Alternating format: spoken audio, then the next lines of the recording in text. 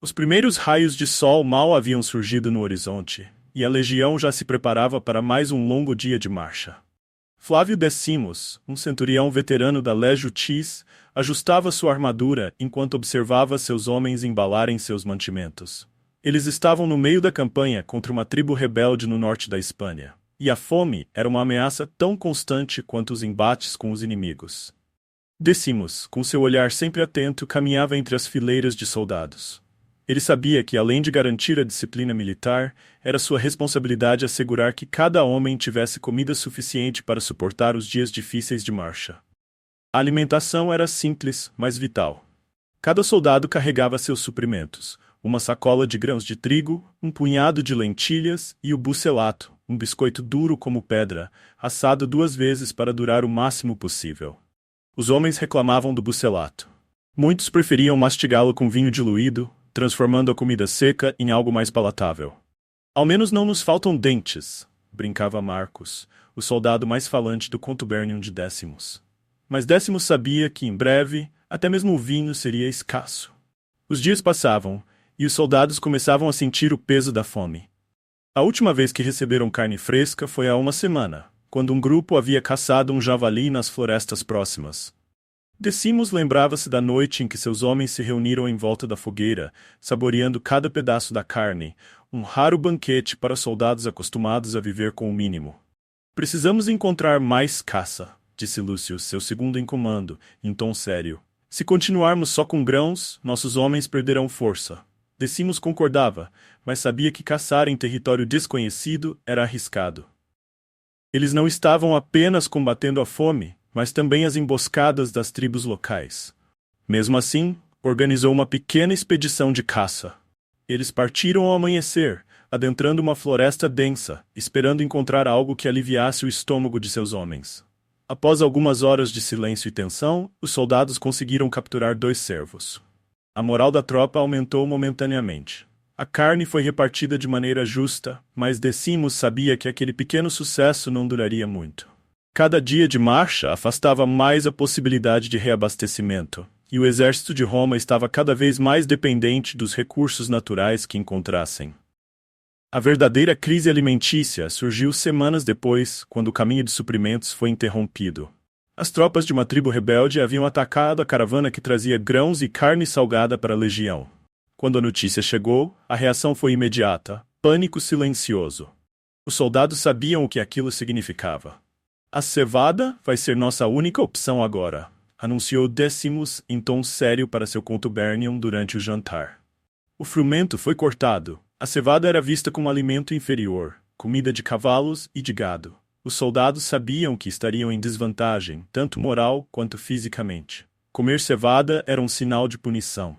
Os grãos eram duros, de difícil digestão, e ofereciam menos energia que o trigo. A notícia rapidamente se espalhou e o ânimo da legião caiu. Naquela noite, sentados ao redor da fogueira, os homens mastigavam silenciosamente o mingau de cevada, suas expressões sômbrias refletindo o peso da humilhação. A carne havia desaparecido, e até o queijo, que algumas tropas costumavam fazer com leite de ovelhas locais, se tornara raro. Decimos observava seus homens. Ele sabia que precisaria fazer algo que não apenas mantivesse seus soldados vivos, mas também restaurasse a confiança deles em sua liderança e na campanha.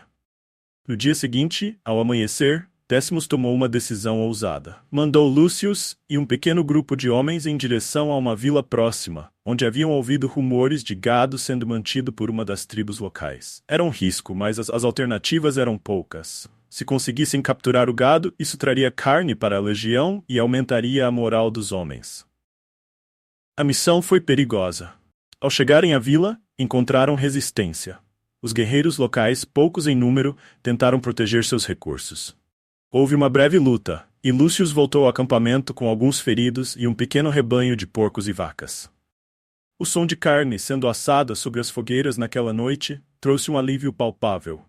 O cheiro encheu o acampamento, e os homens se reuniram para celebrar. Mas Decimos sabia que aquele sucesso não poderia ser comemorado por muito tempo. A guerra estava longe de terminar, e o inverno se aproximava rapidamente. Com a proximidade do inverno, os suprimentos começaram a escassear mais uma vez.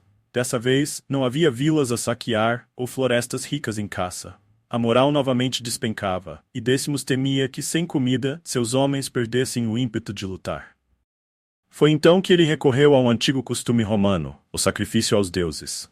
Antes de uma batalha importante, era costume realizar rituais de purificação, onde animais eram sacrificados em honra aos deuses.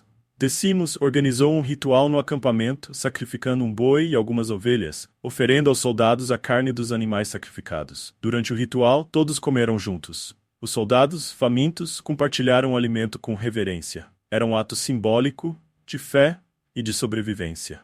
Para muitos, comer a carne sacrificada era como receber uma bênção dos deuses, um sinal de que a vitória viria em breve. Décimos sabia que, além da nutrição física, seus homens precisavam daquela força espiritual para continuar.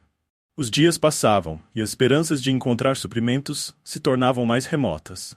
Décimos, agora mais preocupado com a saúde de seus homens, ordenou que todos diluíssem o vinho com água. A bebida, chamada de posca, era um misto de vinho azedo e água, frequentemente desprezada pela elite romana, mas essencial para os soldados.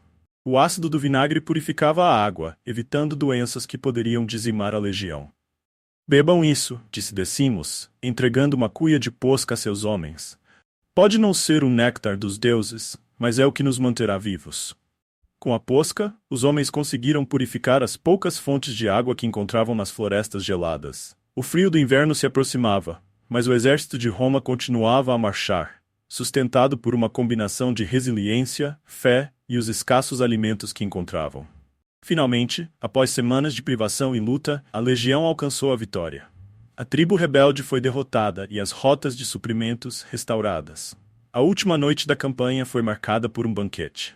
Décimos e seus homens se reuniram ao redor de uma grande fogueira, onde o pão, a carne e o vinho fluíam novamente em abundância. Fizemos isso, meus amigos, disse Décimos, levantando uma taça de vinho.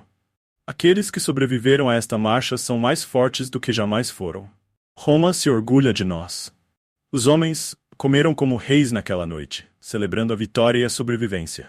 O bucelato foi deixado de lado, substituído por pão fresco, carne assada e queijo temperado. A música preencheu o acampamento, e o riso, que há tanto havia desaparecido, finalmente retornou. Mas para Décimos, a verdadeira vitória estava além das batalhas vencidas. Era a resiliência de seus homens, forjada não apenas em ferro e sangue, mas também na fome e no sacrifício.